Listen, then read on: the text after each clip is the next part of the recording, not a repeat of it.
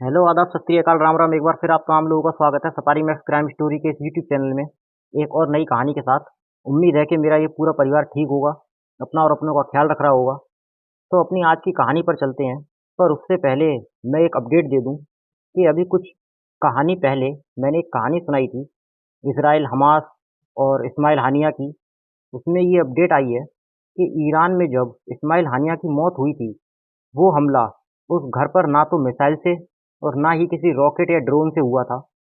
खबर आई है कि वो हमला इजराइल की खुफिया एजेंसी मोसाद ने किया था। ईरान में जहां इस्माइल हानिया को जिस घर में रुकना था, ठीक उसी घर में मोसाद ने 8 से 10 दिन पहले बम रख दिया था। और मोसाद को इस बात की जानकारी बहुत पहले ही थी, क्योंकि ईरान के एक एजेंट ने ईरान को डबल क्रॉस किया। मतलब ईरान के एक एजेंट ने मोसाद को इसकी जानकारी के बारे में बताया और मोसाद ने घर में बम रख दिया था 8 से 10 दिन पहले, हफ्ता भर पहले। और मोसाद जो है वो नंबर 1 पर आती है खुफियागिरी में। तो चलिए अपनी आज की कहानी पर चलते हैं। ये थी उसकी अपडेट। अपनी आज की कहानी मुंबई की है। इस कहानी ने पूरी मुंबई को हिला दिया था। हर एक शख्स की जुबान पर मरने वाली का नाम था। पर उससे पहले अगर आपने अभी तक मेरे इस यूट्यूब चैनल को सब्सक्राइब नहीं किया है तो प्लीज़ मेरे इस यूट्यूब चैनल को ज़रूर सब्सक्राइब कर दें, ताकि मैं इसी तरह की नई नई कहानियाँ आपके लिए लाता रहूँ, रियल स्टोरीज। तो आज की कहानी मुंबई की है, मुंबई के नवी मुंबई। बात 20 जुलाई की है। तो नवी मुंबई का एक शहर है, उरण। उरण शहर की रहने वाली एक लड़की, उम्र 20 साल। लड़की का नाम यशश्री शिंदे। पढ़ने लिखने में तेज तर्रार। उसने बीकॉम की पढ़ाई करी और एक प्राइवेट कंपनी में डाटा एंट्री ऑपरेटर के तौर पर काम कर रही थी। सब ठीक चल रहा था, घर में भी और यशस्वी की जिंदगी में भी। यशस्वी का करियर भी उज्जवल था, घर वाले भी खुश थे। कि तभी 20 जुलाई को यशस्वी अपने घर से निकलती है और शाम को घर लौटने का जो समय था वो आ जाता है। पर यशस्वी घर नहीं लौटती। शाम से रात हो जाती है, पर यशस्वी रात के 10 बजे तक घर नहीं पहुंचती। तो माँ बाप को अब ज़्यादा फिक्र होने लगी अपनी बच्ची की, अपनी बेटी की। कि तभी माँ बाप रात में पुलिस स्टेशन जाते हैं, अपनी बेटी के बारे में पुलिस वालों को बताते हैं कि इस कंपनी में काम करती है और शाम को उसका घर आने का टाइम ये है, पर रात हो गई, हमारी बेटी अभी तक घर नहीं आई है। खैर पुलिस वाले दोनों को समझाते हैं कि आ जाएगी। नाम क्या है, उम्र क्या है? तो माँ बाप नाम बताते हैं कि यशस्वी नाम है, 20 साल की है हमारी बेटी। तो फिर पुलिस कहती है कि किसी दोस्त के यहाँ किस रुकी होगी या किसी दोस्त के साथ होगी, उसके घर चली गई होगी या किसी पार्टी वार्टी में होगी, लौट आएगी सुबह तक, चिंता मत करो। फिर माँ बाप कहते हैं कि नहीं साहब, हमारी बेटी ये पार्टी वार्टियों में नहीं जाती, ना ही वो पार्टियाँ करती है, ना ही देती है ज़्यादा। फिर माँ बाप फिर भी रिपोर्ट लिखवाते हैं। रिपोर्ट लिखने के बाद पुलिस भी ईमानदारी से जांच में लग जाती है कि एक लड़की है, 20 साल, मुंबई का शहर, ऊपर से रात, तो कुछ हो ना जाए। तमाम कोशिश करते हैं पुलिस वाले, पर कुछ पता नहीं चलता। पुलिस वाले यशस्वी के माँ बाप को समझा बुझाकर वापस घर भेज देते हैं और पुलिस अपनी तफ्तीश में लगी रहती है, पर कोई जानकारी नहीं मिलती। पूरी रात बीत गई, सुबह हो गई और सुबह हुई तो उसके अगले दिन पुलिस वालों को एक खबर मिलती है। और खबर ये कि उस लड़की के घर से कुछ दूरी पर, इसी उरण इलाके में, उरण तालुका में, वहाँ से एक राहगीर गुजर रहा था और वहाँ उसने देखा कि एक लड़की की लाश पड़ी है सड़क किनारे, वहीं उरण इलाके में। और वहाँ पे सन्नाटा था। और जब पुलिस को ये खबर मिली तो पुलिस उस इलाके में पहुँचती है तुरंत और वाकई में देखती है कि वहाँ सड़क किनारे एक लड़की की लाश पड़ी है। और लाश की हालत देखकर पुलिस वालों की भी चीखें निकल जाती हैं। जिस्म पर शायद ही ऐसी कोई जगह बची हो जहाँ जख्म ना हो। अनगिनत चाकुओं के निशान थे लाश के जिस्म पर। इसके अलावा जहाँ ये लाश पड़ी थी वहाँ कूड़े का ढेर भी था और वहाँ जो कुत्ते वगैरह थे उन्होंने भी लाश को नोच डाला था।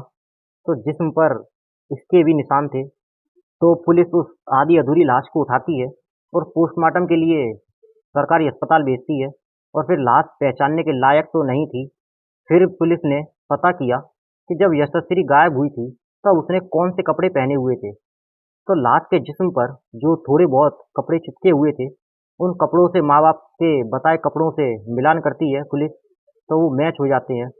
फिर पुलिस दिल पर पत्थर रखकर यशस्वी के माँ बाप को हॉस्पिटल बुलाती है और इधर से पुलिस टीम हॉस्पिटल जाती है। और जैसे ही उस लाश को माँ बाप को दिखाया जाता है और जैसे ही माँ बाप उस लाश के चिपके हुए कपड़े देखते हैं, तो उनकी भी चीखें निकल जाती हैं। ये उन्हीं की बेटी यशस्वी शिंदे की लाश थी, जो 24 घंटे पहले तक बिल्कुल ठीक-ठाक थी और अपने ऑफिस गई थी और ज़िंदगी में सब ठीक था। आगे चलकर कुछ बनना चाहती थी, कुछ अच्छा करना चाहती थी अपने जीवन में। खैर लाश की हालत देखकर मतलब अच्छे-अच्छों का कलेजा फट जाए।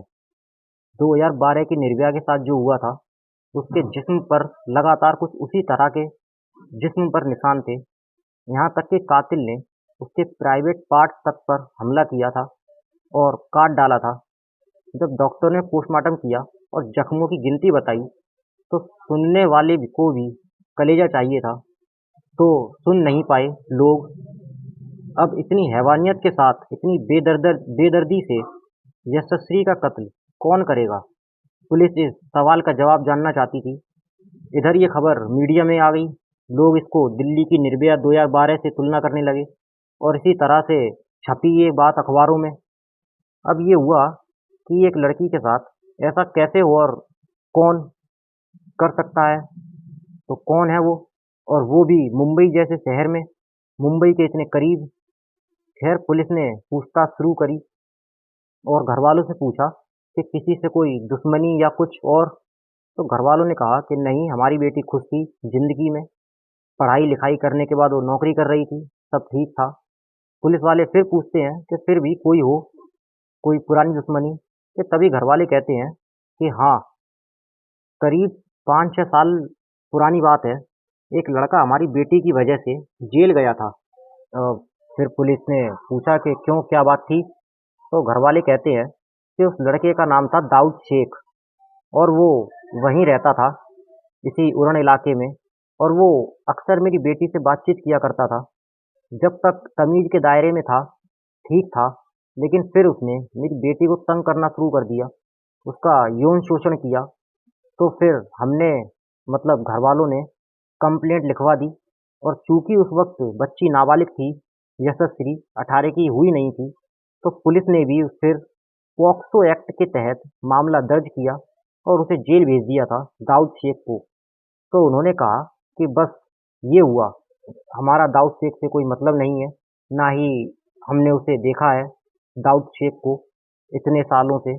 तो पुलिस वालों की लिए ये बहुत बड़ी बात थी और बहुत अच्छी इन्फॉर्मेशन थी पुलिस वालों के लिए ये। पुलिस के लिए पुलिस ने फौरन कहा कि दाऊद शेख का पता करो। फिर उन्होंने रिकॉर्ड निकाला और अदालत से जानकारी ली, तो पता चला कि दाऊद शेख तो अपनी सजा काटकर 1.5 साल पहले ही जेल से रिहा हो गया था। अब यहाँ अगर दाऊद शेख जेल में होता, तो ये होता कि यशस्वी के कत्ल में किसी और का हाथ है। पर जब पुलिस को पता चला कि दाऊद शेख तो 1.5 साल पहले ही अपनी सजा पूरी करके रिहा हो गया है, तब यहाँ पुलिस के कान खड़े होते हैं कि कहीं ना कहीं इस दाऊद शेख का हाथ हो सकता है यशस्वी के कत्ल में। पर अब दाऊद तो रिहा हो चुका था जेल से सजा पूरी करके, तो अब पुलिस वाले फिर घर वालों से पूछताछ करते हैं, यशस्वी के माँ बाप से, कि कुछ और अगर आपको याद हो तो बताओ, या आपने कभी अपने इसी समय में, अभी के टाइम में कभी देखा हो दाऊद को घर के आसपास घूमते फिरते हुए। तो घर वाले मना कर देते हैं कि कहीं आपके घर के आसपास देखा गया हो, पर नहीं, घर वालों ने मना कर दिया। फिर वो घर वालों ने कहा फिर भी घर वालों ने कहा कि आप यशस्वी के कुछ सहेलियां हैं, आप उनसे बात कीजिए, उनसे पूछिए। फिर पुलिस यशस्वी की सहेलियों से बात करती है, तो सबसे बात करने के बाद इतना कुछ मिलता नहीं। पर एक सहेली ने जब पुलिस पूछताछ करती है उससे, तब कुछ बातें निकल कर आती हैं यशस्वी की। एक सहेली कहती है कि सर, ये बात 19 जुलाई की है, जिस दिन वो गायब हुई थी यशस्वी, उससे एक दिन पहले की। यशस्वी ने उसे बताया था कि आज उसे एक लड़के से मिलने जाना है, लेकिन मैं मिलना नहीं चाहती हूँ, मुझे डर भी लग रहा है उससे मिलते हुए। तो उसकी दोस्त ने कहा कि जब डर लग रहा है तो क्यों मिलने जा रही है। तो उसने कहा कि नहीं, मिलना भी ज़रूरी है और मजबूरी भी है उससे मिलना। तो उसने कहा कि मुझे अपने एक ख़ास जगह पे बुलाया है उसने मुझे मिलने के लिए। तो उसकी फ्रेंड ने कहा कि अगर तुझे डर लग रहा है तो मैं भी साथ चलती हूँ तेरे। पर यशस्वी ने मना कर दिया कि नहीं, उसने मुझे अकेले बुलाया है, लेकिन उसका नाम क्या है, किस जगह पे बुलाया है, ये उसे याद नहीं था। फिर उस लड़की को याद आता है कि और कहती है पुलिस वालों से कि सर, जहाँ पर यशस्वी की लाश मिली है वो उसी इलाके का नाम ले रही थी बार बार कल। लेकिन उस इलाके में कल नहीं, सॉरी, 19 तारीख को। लेकिन उस इलाके में एग्जैक्ट कहाँ मिलना है, कहाँ जाना है, ये उसने नहीं बताया। और उसने उसी इलाके का नाम लिया जहाँ उसकी लाश मिली है। और उस लड़के से मिलने के लिए, जिससे मिलते वक्त उसे डर लग रहा था, उस लड़के से मिलने में जब यशस्वी की सहेली का ये बयान आया तो फिर पुलिस चौंकी कि इसका मतलब है कि कातिल ने खुद कत्ल वाली जगह पर यशस्वी को बुलाया था। लेकिन वो कौन हो सकता है? इधर वो दाऊद भी जेल से बाहर है। अब पुलिस ने खंगालना शुरू किया कि कहाँ है दाऊद शेख। तो दाऊद शेख के पुराने पतों पर दबिश डाली गई, उसके रिश्तेदारों को ढूंढा गया। तो वहाँ से एक दूसरी जानकारी मिली। पता चला कि जेल जाने के बाद जब वो जेल से बाहर आया तो उसने कहा कि मैं इस इलाके में नहीं रहूँगा, बल्कि शहर में ही नहीं रहूँगा। और वो यहाँ से, इस शहर को छोड़कर, इस जगह को छोड़कर कर्नाटक चला गया। कर्नाटक के बेंगलुरु में है और वहीं नौकरी करता है। अब पुलिस के लिए ये है कि वो बेंगलुरु चला गया और इधर घर वालों ने भी दाऊद को देखा नहीं है कभी आसपास। फिर भी एक पुलिस टीम बेंगलुरु जाती है, लेकिन एग्जैक्ट लोकेशन और पता मालूम नहीं कि वो है कहाँ। पर इधर उरण की पुलिस टीम तफ्तीश कर रही है जहाँ से यशस्वी की लाश मिली। आसपास कोई खास चीज़ नहीं है, लेकिन पुलिस ने जहाँ लाश मिली उसी जगह के सीसीटीवी कैमरे देखना शुरू किए। आखिर पुलिस की मेहनत रंग लाई। उनको उसी इलाके से थोड़ी दूर पर एक कैमरा दिखाई दिया और उसी कैमरे की कुछ फुटेज को पुलिस देखती है। इत्तेफाक से वो कैमरा उसी रास्ते को कवर कर रहा था जिस रास्ते पर यशस्वी जा रही थी। खैर, पुलिस के पास एक सीसीटीवी फुटेज था जिसमें यशस्वी जाती हुई दिखाई देती है।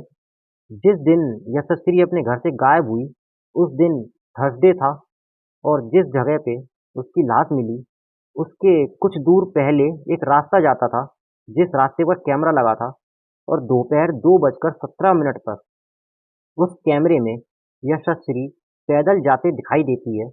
और लगभग 5 मिनट बाद एक और शख्स 2:22 पर अकेला एक लड़का उसी रास्ते पर ठीक यशस्वी के पीछे पीछे जाता दिखाई देता है। और उस शख्स के अलावा और कोई इंसान उस रास्ते से नहीं निकला यशस्वी के जाने के बाद। तो पुलिस को यकीन हो गया कि 5 मिनट के पीछे जो लड़का यशस्वी के पीछे गया है वही कातिल हो सकता है। फिर पुलिस ने फुटेज से फोटो खींचा और पहुंच गई यशस्वी के घर, घर वालों के पास। उनको इस शख्स का जब फोटो दिखाया तो घर वाले चौंक गए। उन्होंने एक नज़र में पहचान लिया और कहा कि यही तो दाऊद शेख है, वही दाऊद शेख जो 6 साल पहले यशस्वी को छेड़ने के इल्जाम में पॉक्सो एक्ट के तहत जेल गया था। अब वो तस्वीर इस बात की गवाही दे रही थी कि भले ही वो कर्नाटक के बेंगलुरु में रह रहा हो, लेकिन 20 जुलाई को वो इसी नवी मुंबई के उरण तालुका में मौजूद था। और ये सीसीटीवी कैमरा उसकी गवाही दे रहे हैं। अब जब इस तस्वीर में से ये साफ हो था कि वो दाऊद शेख उरण में था 20 तारीख को, कि उसने अपनी सहेली से कहा था, उसने, यशस्वी ने, कि उसे एक शख्स से मिलने जाना है। मिलना चाहती नहीं हूँ, मिलने में डर भी लग रहा है, पर मिलना भी ज़रूरी है।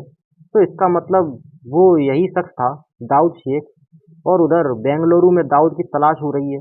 आखिरकार तलाश कामयाब रही और 31 जुलाई 2024 को दाऊद शेख को गिरफ्तार कर लिया गया। फिर उसे बेंगलुरु से मुंबई लाया गया। उसके बाद उसे कोर्ट में पेश किया गया और दाऊद शेख को 7 अगस्त के लिए उसे पुलिस कस्टडी में भेजा गया है और पुलिस ये पता लगाने की कोशिश कर रही है कि आखिर इस कत्ल के पीछे की असली वजह क्या है कि यशस्वी के घरवाले ने उसे जेल भिजवाया और फिर उसने इसी बात का बदला लिया। लेकिन 1.5 साल बाद क्यों? 1.5 साल से पहले भी वो बदला ले सकता था। और जब पुलिस ने यशस्वी और दाऊद के फ़ोन डिटेल्स, कॉल डिटेल्स निकाले, तो पता चला कि यहाँ यशस्वी ने अपने घरवालों से झूठ बोला था, क्योंकि यहाँ दोनों की बातें रोज़ होती थीं। कुछ चैट भी सामने आए बातों के इन दोनों की। फिर एक सवाल सामने आता है कि जब लगातार रोज़ बात होती थी, तो फिर क्या वजह थी कत्ल करने की, जब दोनों बातचीत कर रहे थे तो? जब पुलिस दोनों के फ़ोन में और अंदर घुसी, तो पता चला कि ये एक दौर था जब दोनों एक दूसरे से प्यार किया करते थे।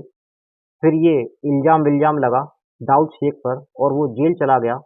पर उसके बाद भी बात हो रही थी, जेल से आने के बाद दाऊद के पास यशस्वी की कुछ ऐसी तस्वीरें थीं, जो दाऊद ने सोशल मीडिया पर डाल रखी थीं। फिर यशस्वी ने कहा दाऊद से कि जो तस्वीरें हैं, वो डिलीट कर दो। आगे चलकर मेरी शादी होगी, तो तब ये चीज़ें दिक्कत दे सकती हैं मेरी लाइफ में।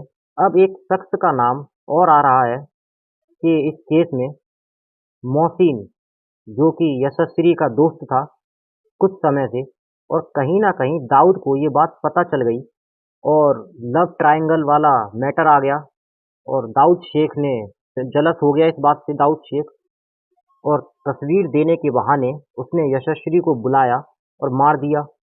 पर इतनी हैवानियत से इस बात का भी पुलिस पता लगा रही है। मुंबई पुलिस ने कहा है कि थोड़ा इंतज़ार कीजिए, सारा सच सामने आ जाएगा।